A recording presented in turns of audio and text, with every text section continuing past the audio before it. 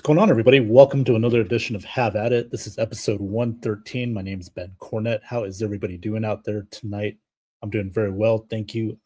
You're watching this live on my YouTube channel, Ben Cornett 9015, as well as on my Facebook page and on the Ben Zone in the Facebook group. We are here. We are finally down to the very last game of the year in the NFL. Bittersweet, obviously, because as football fans, kind of sucks we only get one more game, but it's the big game of the year. It's the one that wins the titles. So it comes down to two teams, the New England Patriots, the AFC champions, and then the Seattle Seahawks, the NFC champions. Both teams very much deserving to be here. Both defenses have been some of the best all year long. So it's no surprise, I think, to a lot of people that, these are the two teams that are meeting up in Santa Clara. So tonight we're just going to go over the matchups, give you my predictions on who I think will win this game, who I think, will do well in this game, on both sides of the ball for both teams. And then we'll get into some more stuff as well. So with that being said, we got the Seattle Seahawks and the New England Patriots. Matchup-wise, I got to say, as far as the defenses go, very good. Very good defenses. Both are very good. Their front seven, both very good. Secondaries are pretty solid as well. So this is going to be quite the matchup, at least defensively. Now, offensively, you got two quarterbacks who, one is in his second season in Drake May. Then you got the other in a journeyman, I guess we could say, in Sam Darnold, who, it's funny because if we'd have made the predictions, a few years ago that 2018 draft class, who would, make the Super Bowl first? Because Sam Darnold was in that 2018 draft class with Josh Allen, Lamar Jackson. And at the time you're thinking, a few years after that draft, you're thinking, oh, well, that's an easy answer. It's going to be either Josh Allen or Lamar Jackson because they got drafted to, really good football teams, stable organizations. The other guy, Sam Darnold, who got drafted to a not so stable organization and still isn't a stable organization in the New York Jets, and there were times where everybody labeled, Darnold a bust. I didn't say he was a bust, but I thought I don't think he'll ever be the same after going to the Jets, but I was proven wrong. He's made his way through the league, went to Carolina, did pretty decent there. Backed up, Brock Purdy in San Francisco for a year. Then he went to Minnesota and helped take that team to the postseason. Last year had a great record, 14-3. They bowed out of the playoffs early, and Minnesota decided not to re-sign Sam Darnold, which I said on this show many times. I thought that was a big mistake because Minnesota had a team that was already a playoff team. You had Justin Jefferson as the wide receiver, great running back in Aaron Jones, a good offensive line. Defense is really good, under Brian Flores. Minnesota decided, well, we got to go with the rookies, J.J. McCarthy. We drafted him pretty high. So, again, Sam is out of a job, but Seattle took the chance, signed him to a 3-year deal. They waived Geno Smith, which ultimately, great move. Seattle already had the pieces there for Darnold. Guys like Jackson Smith-Njigba, got AJ Barner, tight end, great offensive line, two very good running backs, one that's not going to be playing, obviously, because of a knee injury, and Zach Charbonnet, but he's got Kenneth Walker. And then along with the great defense, guys like Ernest Jones and Leonard Williams. I mean, and here's the ironic thing. Leonard Williams, former teammate of Sam Darnold with the Jets. So kind of ironic to see former Jets draftees now in the Super Bowl with the Seattle Seahawks. But that's the Jets, unstable organizations, and they continue to be. So, meanwhile, Sam Darnold, I don't know how you can't pull for the guy. It's very good to see him finally get his opportunity on the big stage, and well deserved. I mean, the guy's won, let's see, I think 30 games in the last 2 years. He's won 30 games. He's like 30 and 7 in his last 2 years. I mean, it's incredible. Now, again, it's not all Sam Darnold, but you can see how important he's been to both Minnesota and Seattle, offensively. And again, he just needed to be given an opportunity, and he's made the very best of it. Now he's one win away from winning his first Super Bowl. So, we'll see how it plays out. But I got to say, these matchups are going to be fun to watch, at least defensively. Now, right now, Vegas has it 4.5, Seattle minus 4.5. I think it's, 45 point total there. When I look at this game right now, it's going to come down to the quarterbacks. Now, we know both defenses are really good. And Sam Darnold seems to have finally, stepped up in big games, not turning the ball over, which has been really key, and that's really all Sam had to do is take care of the football. And I feel like, Clint Kubiak, who, by the way, is going to be the brand new Raiders head coach after the Super Bowl, so congratulations to him, has really put Sam Darnold in very good situations offensively, making the playbook, good for Sam to where he doesn't have to force things. He's got a great running game, and that's what allowed him to, have success these last couple of years and to earn his big money, is that he's been able to limit his mistakes, but he's had great coaching around him, a great offensive line. And Sam Darnold's guy is going to throw the ball. He's going to fire it away. He's one of those guys going to take risk. Sometimes it pays off, sometimes it doesn't. But, this year he's taken more calculated risk. Not when something's out there, don't just throw it. Run out of bounds, throw it away, save it for the next play. He's done a better job of that. And that's really been one of the main reasons why the Seattle team is going to be playing this week. And meanwhile, for the New England Patriots, you got Drake May in his second year with Mike Vrabel coming in.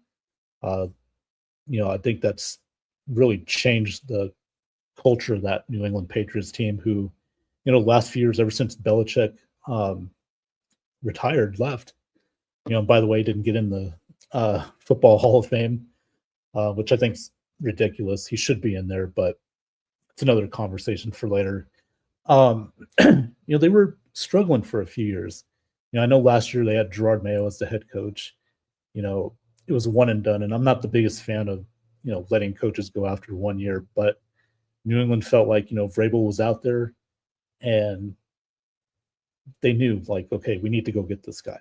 This guy's it's going to change his culture, the locker room, players will play for him, and as a result, you're seeing it right before your eyes. I mean, I get why maybe it didn't work out in Tennessee. Sometimes you need to change the scenery. But Mike Vrabel's always been a great head coach, and players will play for him. They'll run through a wall for the guy. He just has that, that players coach mentality, and after the game, you see him after the games, he's first guy, waiting at the tunnel, high-fiving the players. I mean, the guy cares. He really cares. And so does Mike Macdonald. He's another great head coach.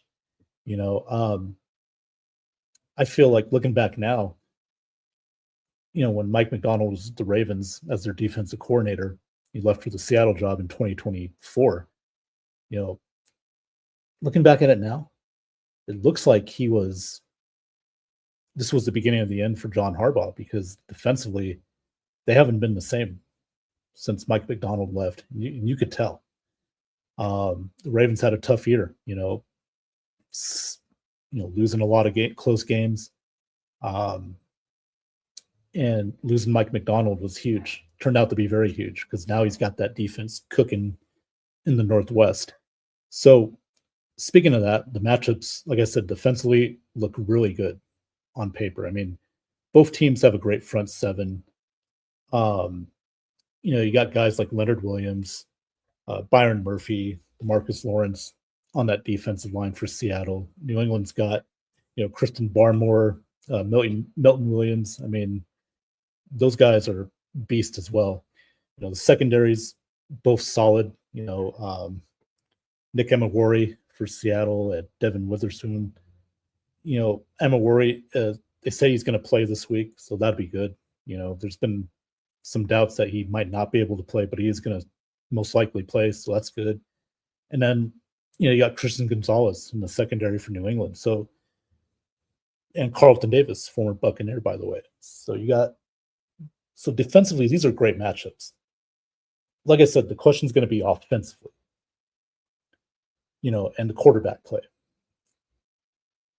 Who can, lead their team down the field, not make those mistakes.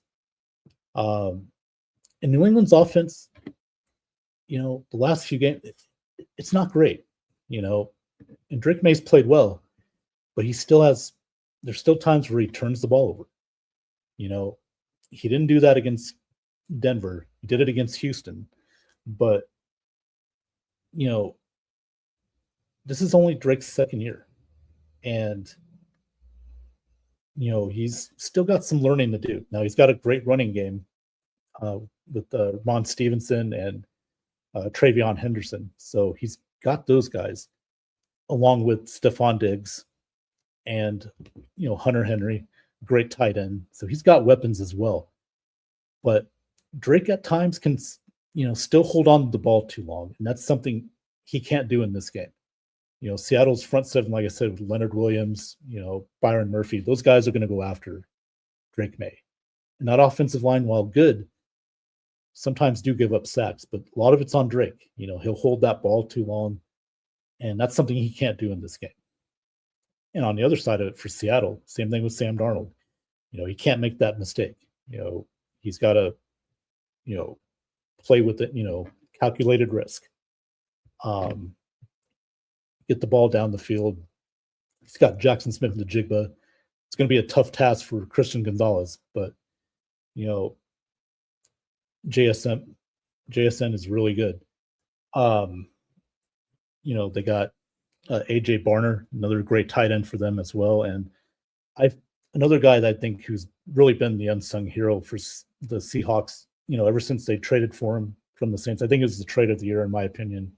Rashid Shaheed, on special teams has been really special. No pun intended. That's another thing. Special teams play. New England's great too. They made a lot of great tackles in that game against Denver. So they got to do the same thing with Shaheed. Do not let him go off. Do not let him get big yardage on, kick returns or punt returns.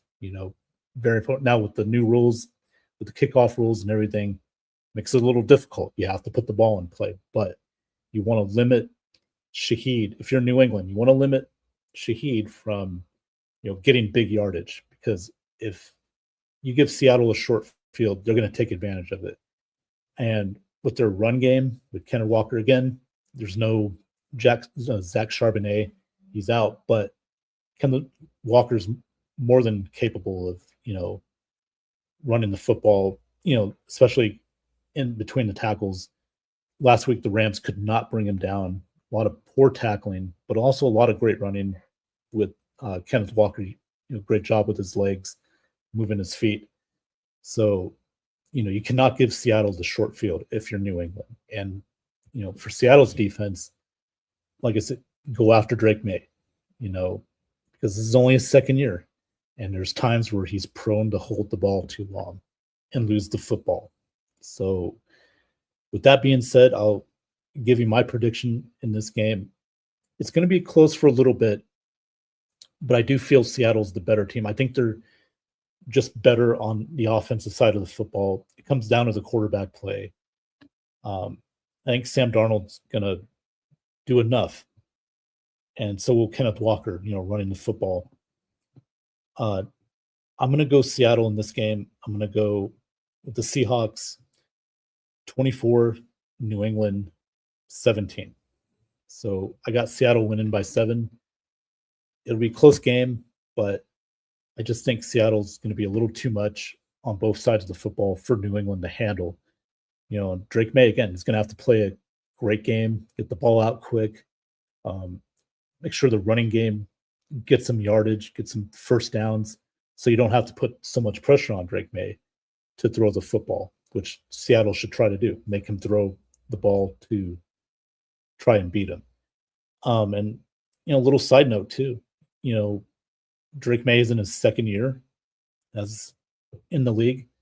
Well, when Tom Brady won the Super Bowl with the Patriots in 2001, he was in his second year in the league. So, could we see something foreshadowing here? Could there be a little, I don't know, karma, something like that? Maybe, maybe the football gods will do it again. But I do like Seattle in this game. I think they'll win 24-17. And the weather there, it's going to be outdoors. It's the first time the Super Bowl has been outdoors since the Super Bowl in Tampa, where the Bucks beat the Chiefs 31-9. The other Super Bowls after that have been indoors in LA, Arizona, Vegas, New Orleans. So this is the first Super Bowl outdoors in a few years. So the weather is supposed to be pretty good in the 60s to start. They said there could be a chance of some rain and possibly thunderstorms. Now, as we know, thunderstorms, if there's lightning in the area, you got to stop the game immediately. Hopefully that's not the case. Hopefully we'll get through the game okay. Won't be any issues. And then we'll see how it plays out. It's a fun time. The Super Bowl is going to be a lot of fun. Now, every year I'll watch some of the past Super Bowls, kind of get ready, get psyched up for the big game. Obviously, the commercials, everybody loves the commercials as well. Also, the movies, previews that are be coming out as well. So those are fun. You got the halftime show with Bad Bunny. So it's a lot of great stuff. It's the last game of the year. It's the last hurrah for the 2025 season. It's just a great time of year. Get to enjoy the game, enjoy the activities, enjoy the food. There'll be a lot of food eaten at my house. So a lot of, beverages will be drank. It's the one time a year I drink on a Sunday. So I will have a cold beer with my meal, enjoy the game. So it's going to be a lot of fun. So guys in the comments, tell me what you guys think, what your predictions are. Like I said, I'm going with the Seahawks to beat the Patriots 24-17. So those are my predictions there. And just real quickly too, before we I wrap this one up real quick. The NFL is going to have up to 9 international games next year. For the first time ever, an NFL game will be played in France, regular season game. And there was one today that's been announced. There'll be a game in Australia. And it will be the Rams against the 49ers. So that'll be very interesting. And, it's pretty obvious that it's money driven. It's obvious. That's why they're doing this. That's why Goodell's doing this. These countries willing to dish out the money. They want an NFL game there. Now, as players, they might not feel the same. Like, hey, we got to travel all that way, especially if we have to give up a home game. One home game a year, because teams are going to have to give up a home game. So there's some downside to it. Australia is very interesting because it's on the other side of the world. the time difference. I think it's like 18-hour time difference. Um, so that could affect a lot of, you know, players, coaches. It's something they got to get used to. And, you know, I understand it's money driven, but if I'm a player or a coach, it's like, man, my goodness, man, we gotta have to really adjust our bodies and our mindset because that's a big deal. Having to go all the way out there. I mean, you already have to do it in England, Germany, Spain, and then you're gonna have a game in Mexico this year, which is not so bad because you're in pretty much the same time zone as in the states. You got one in Brazil, obviously. So, man, just a lot of games internationally. There's been talk of a 18 game season that's been in the talks. Goodell said pretty much that they don't see it as it being possible right now. They got to talk to the union and the league, the scheduling, and like 2 buys, yada yada yada. But I think that's more just you know Goodell just saying stuff. He's trying to negotiate it because I think eventually it's going to happen. We're going to have 18 games. We're going to have 2 bye weeks and then 2 preseason games. Again, it's all money driven. Um, you know, I'm more old school. I liked it with 16 games. I think it makes it more special. Um, with 17 games, okay. 18 games, as much as I love the NFL, you don't want to oversaturate it. I guess that's where I'm trying to get at. Oversaturation is not the best thing for the league. Because really right now the NFL they run America. They run professional sports in North America. There is no off season. After this, you're gonna have the combine coming up in a few weeks. Then you got NFL free agency. It's always a big deal. And then you got the NFL draft in the end of April in Pittsburgh this year. And then you got the the schedule release in May. And then you got a little bit of a dead period until July when the training camps open up. So really, there is no off season in the NFL. So that's what makes it great. That's why the NFL is, number one in professional sports here in North America. So, yeah. But as far as my concern with international games, I get it. They want to expand the product all over the world, and there's a craving for it. That's why they're going to France for the first time in Australia. But I think as players and coaches, it could be a little much. Especially if you're one of those teams like the Rams and Niners have to go to Australia, to play this game. And they're gonna have to have a bye week after that. Definitely gonna have to have a bye week after that. Maybe there could be a situation where perhaps, well, no, I can't really do. I was gonna say both of them could play like a Thursday game, but they only play one game on Thursday, and then you play that Australian game the following Sunday or whatever. But so that's hard to do. So yeah, it's something the NFL is going to have to figure out and how they schedule this and everything. But I got to tell you, they're going to have a bye week, after that, or maybe have the bye week before that, and then play the fall because you can go back after the game, but I would think that maybe having the bye week before the game for those teams could be more beneficial, for that Australia game. So that way you can get used to the time zone and players can get used to it, their surroundings and everything. I don't know, just a thought. Just a thought in my mind, maybe have the bye week before that game.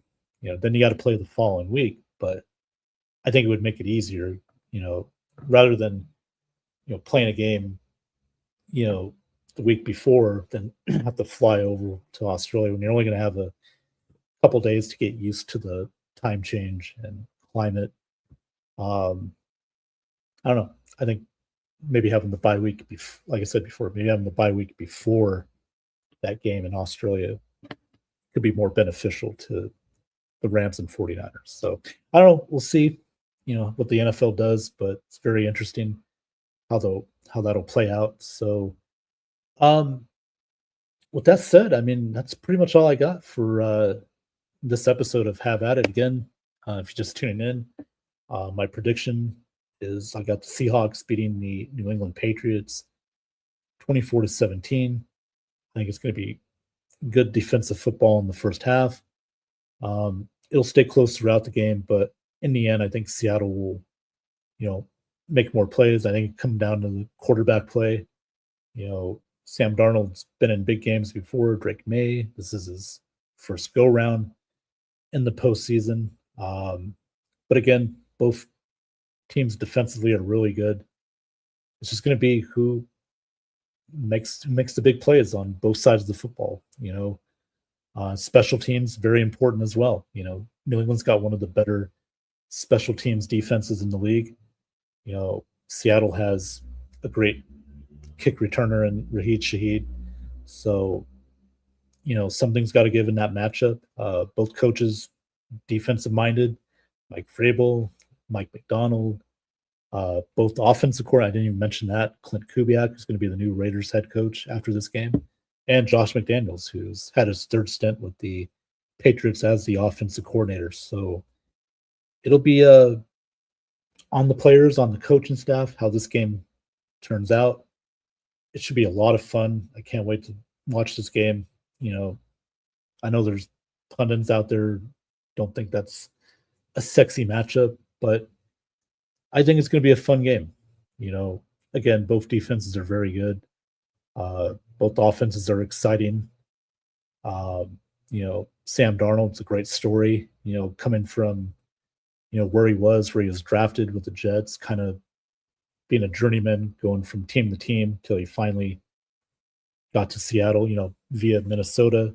Drake May, just his second year in the league, already, doing well for that quarterback class. Jaden Daniels for the Commanders went to the conference title game last year. So Bo Nix, so three of those quarterbacks have, out of that 2024 draft class, have done well so far. So yeah, I mean, 2018, 2024 quarterback draft classes been very good, to say the least. So anyway, with that being said, I am out of here, guys. Thanks for watching. Appreciate it. And enjoy the Super Bowl this Sunday. It should be a lot of fun. Whatever you're doing, whether you're watching at home or at families or a friend's house, enjoy the games. And I will see you guys next time right here on another episode of Have At It. Take care and have a great Super Bowl weekend.